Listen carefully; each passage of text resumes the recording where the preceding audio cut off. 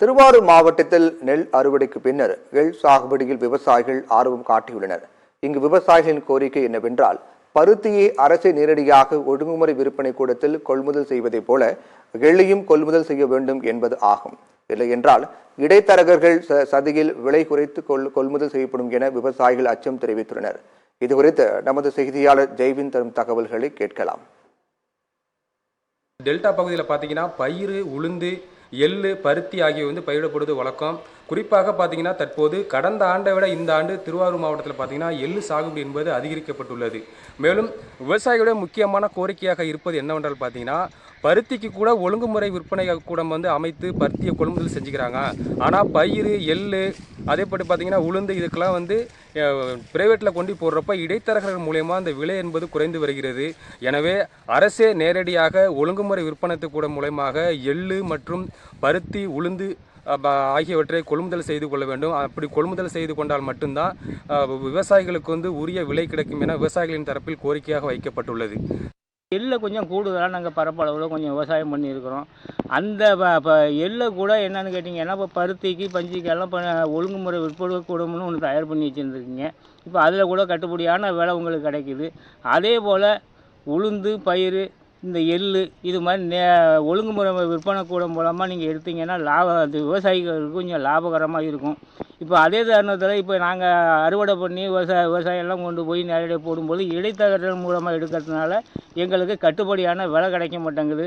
அதனால் விவசாயிகள் ஒரு பாதிப்புக்கு ஏற்படுறாங்க. அது சரியான லாபமும் கிடைக்க மாட்டேங்கிறாங்க. அதனால் ஒரு ஒழுங்குமுறை விற்பனை கூடம் எங்களை ஏற்படுத்தி விட்டு அது மூலமாக எங்களுக்கு கொள்முதல் பண்ணி இந்த அரசாங்கம் கொடுத்துக்கின்னு சொன்னாக்கா விவசாயிகள் கொஞ்சம் பயன்படுறதுக்கு கொஞ்சம் ஏதுவாக இருக்கும். அதனால் விவசாயிகளுக்கு எங்கள் கோரிக்கையெல்லாம் அவங்க முன்னு சொல்கிறோம். அதை எங்களுக்கு கொஞ்சம் சரி பண்ணி கொடுக்கணும் இதன் சார்பாக நாங்கள் தெரிவிச்சுக்கிறோம். இப்போ இந்த கோடை விவசாயம் நாங்கள் உளுந்து, பயிர், எள்ளு, பருத்தி நாங்கள் பண்ணுறோம்.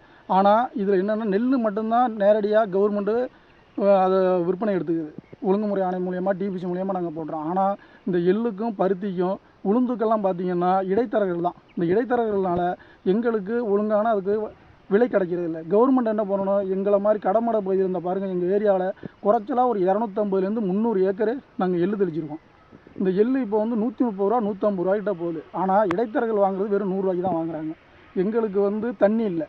எள்ளுக்கு தண்ணி அதிகம் தேவையில்லை. இப்போ நெல்லுக்கு தேவைப்படுற அளவுக்கு எள்ளுக்கு தேவையில்லை. அதனால் எங்களுக்கு ஏதோ இருக்கிற போர் பக்கத்து போரில் உள்ள தண்ணியை வச்சு நாங்கள் இந்த எள்ளை நாங்கள் பண்ணுறோம். ஏன்னா அதிகம் தண்ணி தேவையில்லாதுங்கிறதுனால எங்கள் ஏரியாவுக்கு, எங்கள் மண்ணுக்கு எள்ளு நல்லா இருக்குங்கிறதுனால அந்த விவசாயம் பண்ணுறோம். ஆனால் அரசு என்ன பண்ணணும், இந்த மாதிரி எங்கள் கடமடை பகுதியில் உள்ள விவசாயிகளை காவந்து பண்ணணும்னா இந்த உளுந்து, பயிர், பருத்தி கூட நேரடி விற்பனை மூலமாக அவங்க விலைக்கு எடுத்துக்கிறாங்க. ஆனால் எங்களுக்கு எள்ளை அரசு இந்த கடமடை பகுதி இப்போ இருக்கிற முதலமைச்சர் டெல்டா பகுதி முதலமைச்சருங்கிறாரு.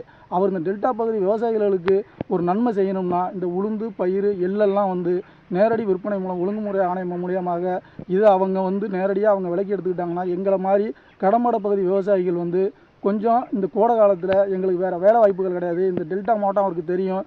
வேறு விவசாயத்தை தவிர வேறு எந்த தொழிற்சாலைகளோ வேறு எந்த மாதிரியான வேலை வாய்ப்புகளோ இங்கே இல்லை. நாங்கள் விவசாயத்தை மட்டும் தான் நம்பி இருக்கிறோம். இப்போ நீங்கள் பார்த்துக்கிட்டிங்கன்னா 300 ஏக்கருக்கு நாங்கள் எள்ளு தெளிச்சிருக்கோம்.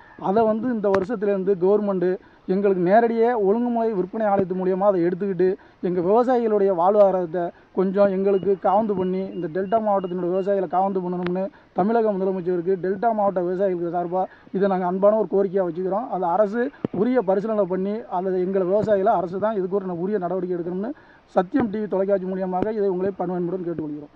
சத்தியம் செய்திகளுக்காக திருவாரூரிலிருந்து ஜெயவின்.